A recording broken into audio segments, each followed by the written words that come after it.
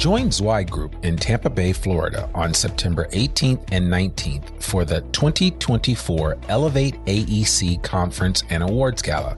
Immerse yourself in a dynamic environment of innovation and collaboration with industry visionaries like Chad Kleinens, Linda Darr, and Kit Miyamoto.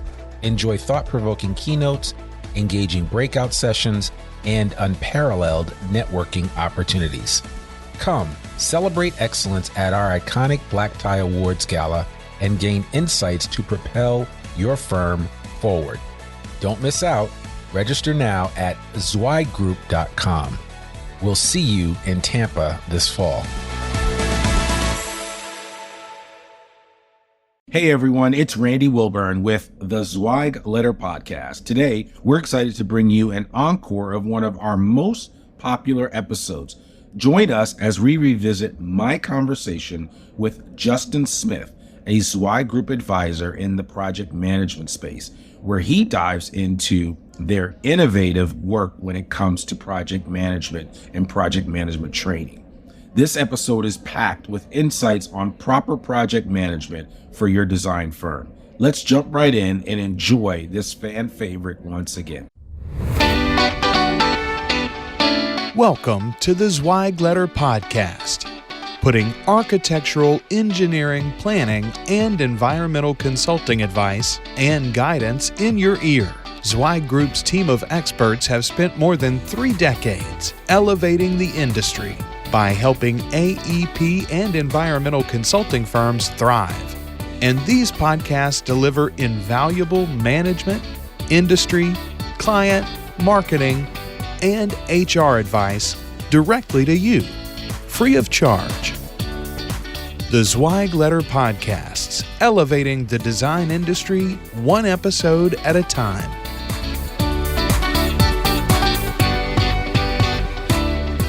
Hey folks, and welcome to another episode of the Zweig Letter Podcast. I'm your host, Randy Wilburn. I'm excited to be with you today. I'm sitting here with my good friend, Justin Smith from Start to Rise Group.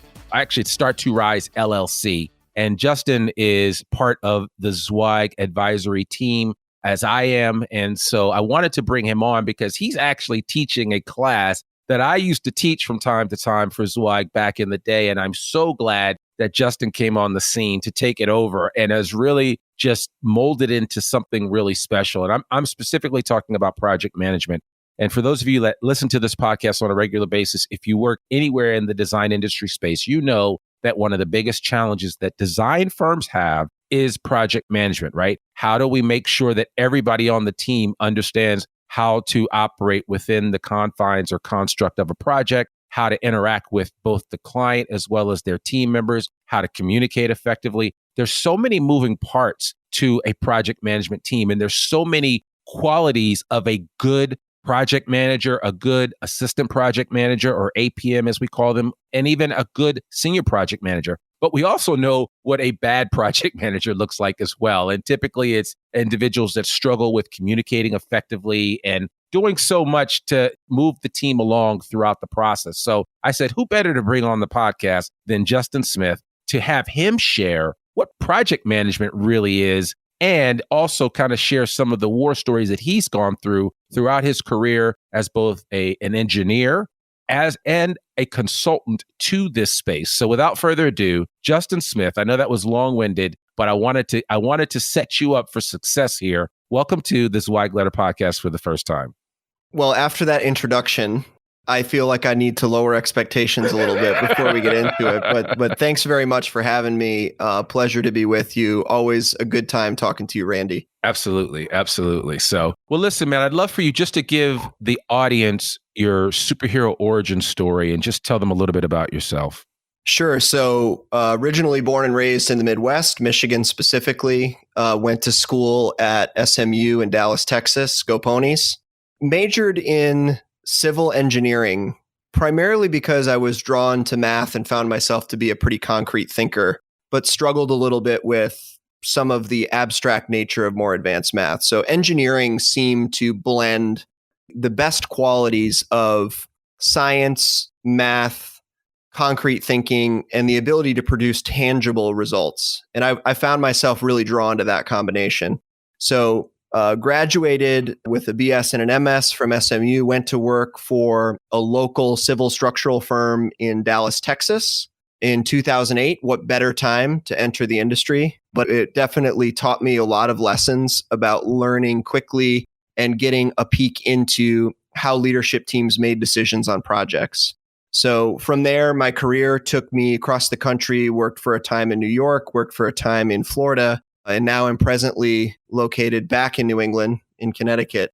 But throughout that time, I worked in small teams, small organizations, large organizations, and really found myself drawn to project management and the ability of a team to successfully execute a project as a strategic initiative within firms. Not just something that we do passively to deliver engineering services, but really a strategic opportunity for firms. So over the past few years, I've been focused on working with project management teams and leadership teams to pursue project management as a strategic objective. Since when you boil it down, the ability to successfully deliver a project is the thing that enables all the other things that firms want to focus on. Yeah. I mean, and that essentially lines up with the mission of Start to Rise, which is to help AEC firms codify their project management playbook, giving them more time to focus on their people and their business. That's exactly right. I mean, having a great project management system that is all consuming is better than not having anything. But really what we want to do is we want to help firms lean out the process, focus on the non-negotiables so that they can deliver more successful projects and spend their time running the business instead of fighting fires. Yeah. Yeah. I love that. So, okay, you started working with Zweig during the pandemic, and you said it was kind of a unique setup because you did a lot of virtual training and then you finally did some in-person training. As we all know, the Zweig Group offers a number of online education programs as well as in-person trainings. A lot of, companies can call Zweig Group to have them come in and do a bespoke training for that particular company's needs, whether it's leadership, it could be a number of different factors. Typically, the main focuses happen to be leadership, sometimes financial management, but probably the most requested is project management. I mean, most firms want help in that area because every firm has shortcomings, right? As far as that's concerned, there are a few firms, there are some outliers, as we like to say, that really do project management well, and they tend to be the beacons of hope that we all look to when we're focusing on the North Star of project management. But you've had a chance to really go in, and even before coming to Zweig, to go into a number of different firms and kind of identify some of the major pain points about project management. I'm wondering if maybe you could kind of tease that out so that some people in the audience listening to this might even identify some of the challenges that they're facing before we get into how you structure your project management training and what it actually looks like. So let's talk specifically first about the challenges that firms struggle with when it comes to project management. So it's interesting because whether your firm is sole proprietor, 10 people, 500 people, what we've found is that there are a lot of common elements among firms of varying size that they tend to struggle with and pop up time and time again on projects. The opportunity really lies in smaller firms recognizing those and codifying their solutions to those problems early so that as they grow, they're solving a smaller problem on the front end versus a very large problem. But it does seem that communication is a common challenge. Being able to structure the way that you communicate about projects and assign work, looking internally. And then when it's looking outwardly, it's really the ability of project managers to tease expectations out of their clients and help walk their clients through the thought process to arrive at good decisions on projects. Leadership is a huge element. We'll talk about this in just a minute, but when we looked at the body of research out there into project management, leadership is a huge topic. And leadership ability of the project manager has been identified as the strongest link to project success. And then we look at more portfolio challenges. Resource planning is a challenge that has been thorny for a long time. There are a lot of solutions out there, but the firms that can capture their resource needs now and capture their resource needs in the future and then make good plans to bridge the gap between where they are and where they want to go are really the ones that find themselves relaxed during the last 2 weeks of a deliverable versus under the gun. And then the last piece that we see really commonly is the ability to solve problems. And we're not talking about engineering problems. We're not talking about architecture problems. We're talking about when groups of people get together with competing interests, how can the project manager be the one that really leads the team to a solution that is a true win-win? So regardless of whether the firm is, one person that is working with some consultants or a small founder-led company, all the way up to hundreds of employees, these tend to be kind of those common data elements or those common issues that seem to be coming up time and time again. And the firms that are well positioned in these areas are the ones that struggle a lot less with project management than the ones that aren't. Yeah. Yeah, I mean, you're totally speaking my language here. I mean, you brought up a bunch of issues, and I would imagine that where would scope creep fall in all of this, right? Because that's always the buzzword that we all talk about when it comes to project management issues and challenges. How to avoid scope creep, the dreaded scope creep. Whenever we would bring that issue up, that was one of the outlying factors that most companies struggled with, was how to address those issues, both internally as well as externally. It comes up everywhere. And what I like to say is it's all about expectations management. And you are working on any project, you're working with expectations, but you get to choose who sets them. You as the project manager can set the expectations, or you can allow them to be set for you. And when it comes to something like scope creep, as simple as it might sound, the best way to address that is really just to put yourself in a position to have that conversation on the front end. And I think a big reason why scope creep is such a challenge for project managers is because they're either apprehensive or they don't know how to have that conversation proactively. So a lot of times it becomes a runaway train. And then by the time you've got to address it, it's uncomfortable. You've probably let it go on a little bit too long. But it really comes down to you want to be the one setting the expectations for the project so that you can put yourself in the driver's seat and have a pre-set solution to that problem when it comes up. But unfortunately, it comes up everywhere. Resource planning, communication, leadership, they're all facets that enable scope creep to occur. Yeah. And that is, again, I think part of the issue is just the awareness of it. And I think you said that word, it's the word that I always talk about, is managing expectations, right? A good project manager, like you said, has to manage the expectations of the client, but then they also have to internally manage the expectations of everybody on their team. Are they giving enough time to each person? Is one of the things that I know that Zweig has unearthed when doing a number of the surveys that they do, especially when they survey companies. And I remember doing this previously when we would go out and do any type of training, we would survey, and the surveys would always come back to us saying, hey, I work with our project managers, but the challenges that we run into is that there's no active listening involved. There's no real communication. Everything is kind of one-sided.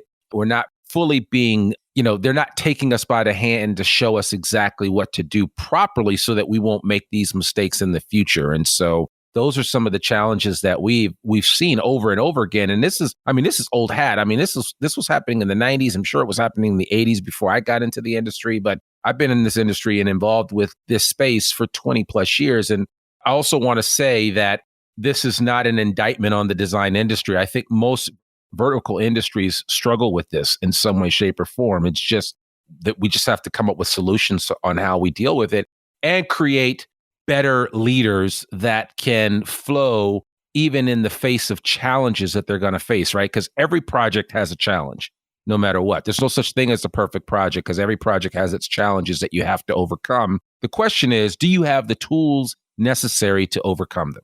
And I love your comment about communication. And I think, when we talk to project managers about communication, or when we survey project managers, we get a lot of that same feedback that the different forms of communication are real challenges. You've got kind of that vertical communication inside a company. How well is the strategic intent being communicated up and down the org chart so that the project manager understands why the expectations are what they are? What are the goals of the project and why are they the goals? And then horizontally across teams, when it comes to resource planning, how well are project managers inside an organization communicating with each other about the competing needs? And then we've got that upward and outward communication. How well are project managers pushing their needs up to the people above them inside the organization, and how well are they reaching out to the client and gathering the information that they need. I think somewhere along the way, the AEC field, and I'm speaking specifically about engineers, and I feel as though I'm entitled to do that as one, we confused communication with being good with language. And I think communication is really about understanding and being understood. It's not about proper sentence structure. And I think that's one of those areas where we see a real struggle. We ask project managers a lot about their preferred method of communication, and we often get feedback that written communication is their preference. And when probed a little deeper, why is it your preference? It's often, it gives me the greatest amount of time to sit and think about what I want to say. But it is purely one directional communication. It's not about being understood. It's purely about information declaration, if you will. So communication, huge challenge. And I don't know where it started, but I have communication challenges in my own life. And I like to think I'm decent at it. So I think to some degree, everybody deals with it. Yeah, absolutely. Yeah, trust me. And namely, I can think of the communication challenges that I have with my wife. And for those of you that are married or thinking about getting married, trust me, the fun is just starting. So I think that's the first place that it starts in the home, and then it grows out from there. So tell me just a little bit about this Project Management 2022 program that you guys offer. You offer an online program now that you started doing with Zweig during the pandemic, because as we all figured out, we didn't want to stop learning, but we also didn't want to catch the virus. And so we wanted to figure out a safe way to do that. And one of the ways to do that was to create really well thought out, intentionally created courses that could be offered online in a lot of different formats. And so I would love for you just to kind of walk through the offerings and the ways that you are distributing project management training now, because you're both doing it online, but you're also doing it in person. So I'd love for you to share that.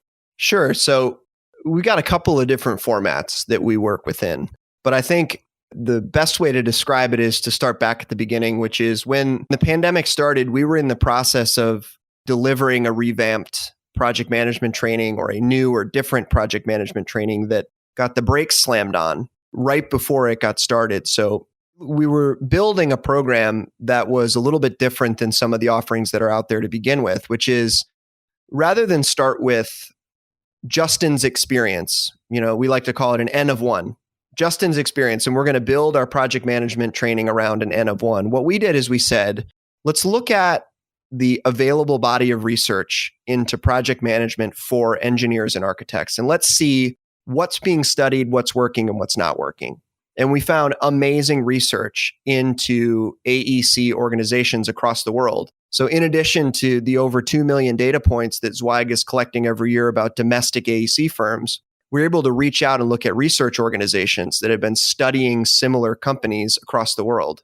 And what we found is that the research was able to boil down some common elements of successful project managers that almost regardless of their place in the world and the type of environment that they work in, there were these common attributes or these common competencies that rose to the surface in successful projects, almost no matter where they were located or the specific type of project. So what we said is, well, this just makes sense to build a training around these skills that have been proven to be the keys to success. And as simple as it might sound, is boiled down to time management, the ability to manage your own time and to properly structure the work of your team. Second piece is communication, and not communication meaning be good with language, the ability to understand and to be understood, the ability to relay and receive information in a relatable way. And then leadership, the ability to lead your internal project team and lead the client and do it in a way that enables open and transparent communication.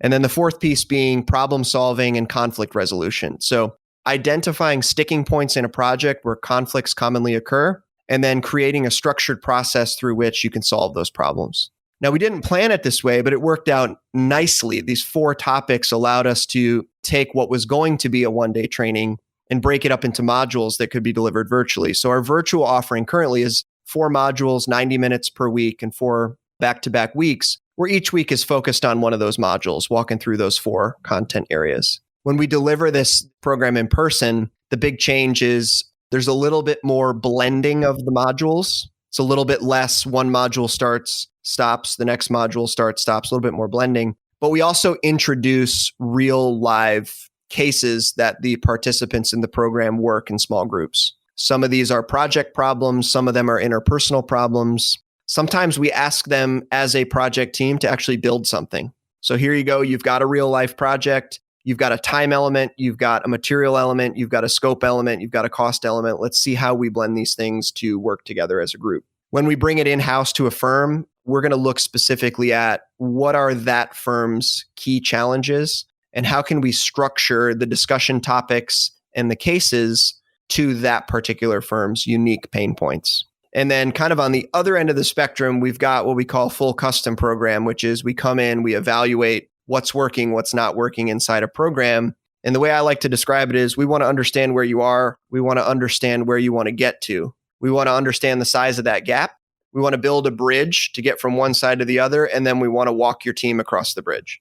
What's unique about that last option is really, it could be anything. Every firm's challenges with respect to project management are a little bit different, but they're all layered on top of these foundational skills.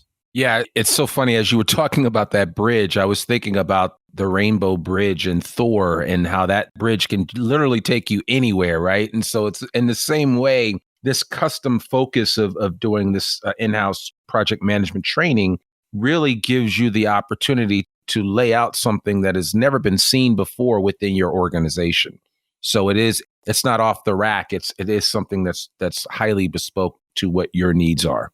That's exactly right. And it's custom all the way down to we're going to build the training around the tools and systems that you use.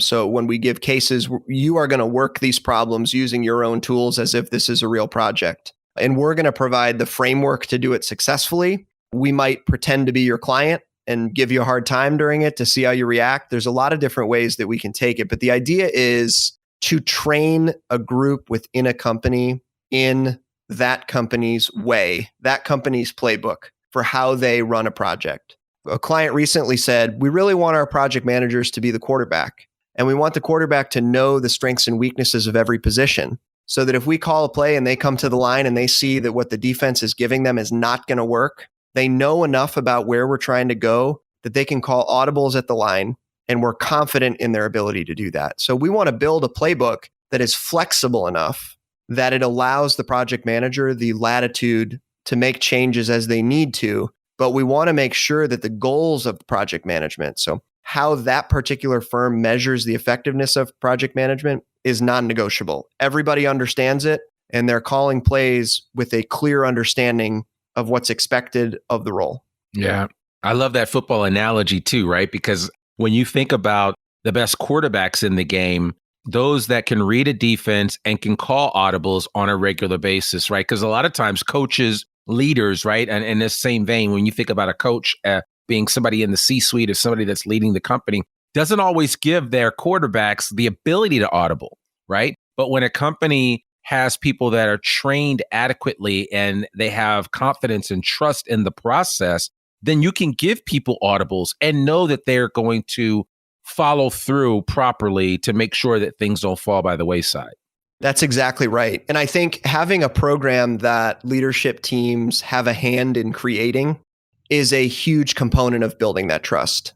It's essentially the ability to come in and level set expectations across the whole organization and feel confident in the ability of everybody that's in the project manager role so that you know what their ability is, you know what they've been trained in, you know how much latitude to give each person, and you send them out to manage your company's most valuable resource, which is your client relationships.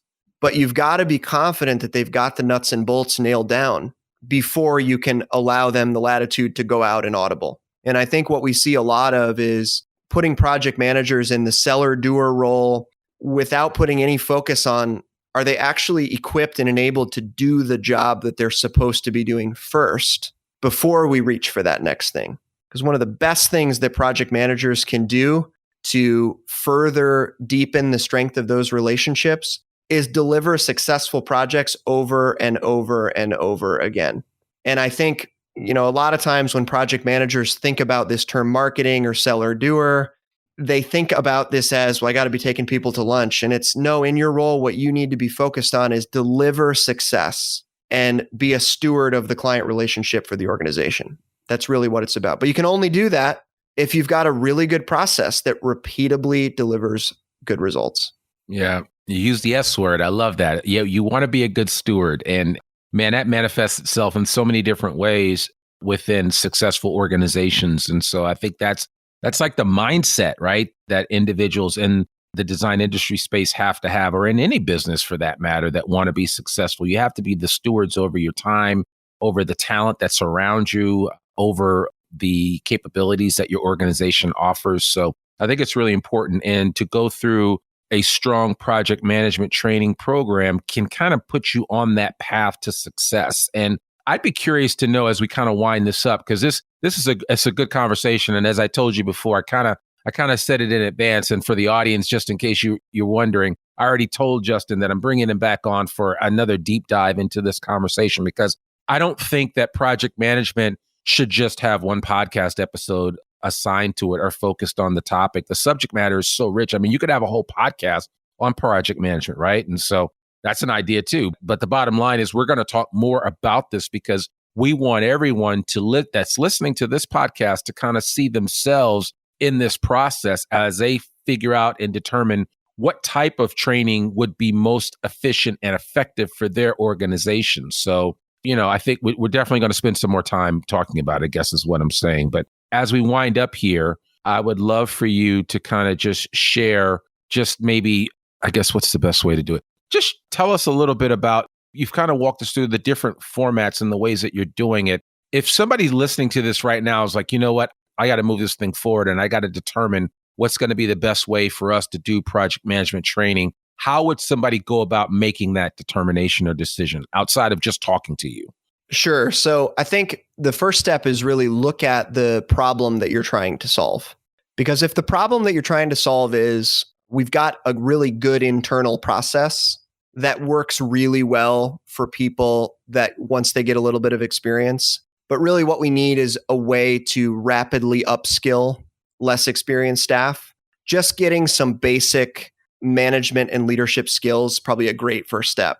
If you're an organization that is on a growth trajectory and you're looking for a way to establish a program that will deliver consistency to your clients across maybe your geographic areas, and it will serve as a great onboarding tool for bringing people into your organization and saying, this is what it means to manage a project here, then something custom is a great way to go, because we're going to do a lot of the legwork of building that for you, but it's eventually going to be yours. And it's going to serve as your firm's way of introducing people into project management. But I think you've got two ends of the spectrum. You've got firms that have highly developed, robust processes that work well, and they just need to upskill some of their less experienced staff. The content that we cover in the open enrollment and when we bring it in-house to you, there's going to be a lot of good stuff in there. But if you're looking for something that is for you and uses your tools, and you are either on a growth trajectory or you're about to be, then my recommendation would be do it sooner versus later. Because the smaller the group, the easier it is to implement and the easier it is to use it as a foundation. But I think the question to answer is, what are our goals with this? If you're looking to get some training or you're looking to dip your toe in, then some of the more open enrollment content's going to be great. If you're saying we've been to PM training, it's good stuff, but we want something for us, then I would steer you toward, let's talk about what that could look like for you. Yeah, no, I love that because, I mean, again, you break it down perfectly. And I think everybody listening to this needs to understand kind of where you are, you being the individual that's listening, the design firm leader. Where are you in this process, as Justin just so perfectly laid out, whether you want an off-the-rack version of the project management training, whether you want to go in and get a custom tailored version, or even if you just want to send some of your people to an online training that just gives them some of the foundational basics just to get their head around it, right? Because I mean, there are a lot of firms that have never given time to project management in the past, but have realized that that's one of the shortcomings that they struggle with. And that's nothing wrong with that. the simplest way to solve a problem is to recognize that you have one and then figure out how to solve it. So you make a lot of really good points there, Justin. I really appreciate that. If people listening to this want to get connected with you, what's the best way for them to do that? So you can email me anytime, either justin@s2rgroup.com or jsmith@zweiggroup.com. I'm happy to hop on the phone with anybody listening that is maybe thinking about this and isn't really sure where they want to go. It wouldn't be appropriate to leave without a plug for our upcoming June training next month. I think it starts in about 2 weeks, 2.5 weeks coming up in June. So if you're looking to get some exposure, that's a great kind of what I'd say lower time commitment. Since it's weekly, it's 90 minutes per week. We try to structure it around lunchtime. Now, we have some folks that have joined us in the past from Hawaii, and they say 8 o'clock is not lunchtime, but we're trying to structure it around lunchtime for some people. But that's a great way. And then just shoot me an email. Let's set up a time to talk, and I'm happy to lay it out for anybody that's interested and help them understand the different paths they could take. No, that's perfect. Yeah, no, we'll make sure we do that. And certainly, if anybody's listening to this, it's on Hawaiian time. We'll figure something out for you for sure. So, but Justin, thank you so much for coming on the podcast. And I really appreciate, as somebody that's been working with Zweig since '97, I appreciate the addition that you have been to the Zweig team of advisors, because again, this is one of the most critical areas of a company, how you manage projects. You can either do it well, you can do it kind of a so-so, or you can do it really bad. And our goal is to get everybody into a place where they feel like they're doing project management at the highest level that they can humanly do it. And certainly what you have brought to the table and what you're bringing to bear through the training that you've created, that you've continued to refine, is going to help so many firms be the better version of themselves. And so thank you so much. I appreciate you doing that. And I appreciate the work that you are, an effort that you're putting into making this a reality for so many design firms. You know, our goal for firms is to look at where you are and move you at least one rung up the ladder. If you're currently passive, we want to move you from passive to active. If you're active, we want to move you from active to proactive. And kind of circling back to the beginning of the conversation, you asked about scope creep. So, you know, sometimes some of these things that we teach are mind bending, and people look at them and they think I just don't see this working. And then they try it and they say, where's this been all my life? Sometimes it's really simple. Yeah. So when it comes to scope creep, here's a free tidbit for anybody listening. I made the comment at the beginning, you're either managing expectations or you're allowing them to be managed for you. And when it comes to scope creep, having that conversation early is going to help, but it can be a difficult conversation to start. So my advice to anyone that's listening that's in the project management space is, next kickoff meeting that you have, ask this simple question. Mr. or Ms. Client, how would you like me to handle it when you ask me to do something that's not in our scope? Ask it at the kickoff meeting, record the answer, send it out in the minutes. And if it comes up again, all you've got to do is circle back to the expectation that's already been set. Man, I love that. I mean, that's perfect right there. Yeah, I mean, because again, that puts everybody on notice that this is what it's all about. And I mean, this is in a world where we document everything. Why not document that, right? I mean, that's perfect. It's going to make the conversation a lot easier when you have to have it a second time. Absolutely. Yeah. And sometimes people have to eat humble pie too. And that there's nothing wrong with serving that up every now and then. So that's right. That's right. Yeah. Justin, this has been great. Thank you so much for joining us on the Zweig Letter podcast. Again, this will not be the last time that we'll bring you on for a part 2 to this project management discussion. This episode will come out prior to that event in June. So that way, folks that are listening to this at that time will have a chance to sign up for that online event. But then also, I want to encourage you that if you're listening to this months down the road or even next year sometime, you have Justin's information, contact him. You can also go to the Zweig Group website for additional information on project management training. But I'm here to tell you that if you want to spend some really good money and see a difference and the change of how your company will grow, especially with your younger people, if you're developing your project managers to be the best version of themselves, then those folks will take care of your younger folks and will really bring them along. And before you know it, you'll have a stable of strong PMs, strong APMs, and strong senior project managers. You won't know what to do with it. And I can tell you that a lot of your peer firms out there, a lot of your competitors aren't as prepared as you will be. So take that for what it's worth. And so, Justin, thanks again for coming on the podcast. My pleasure. Thanks for having me. Hope to be back soon.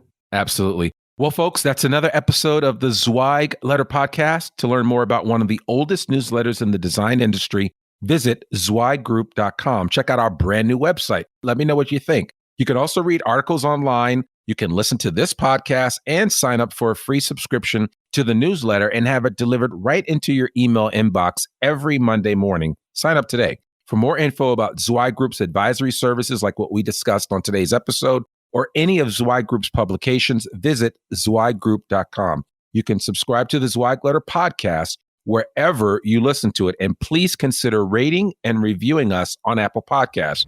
I'm your host, Randy Wilburn, and we'll see you here soon. Peace.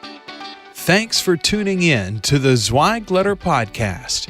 We hope that you can be part of elevating the industry and that you can apply our advice and information to your daily professional life.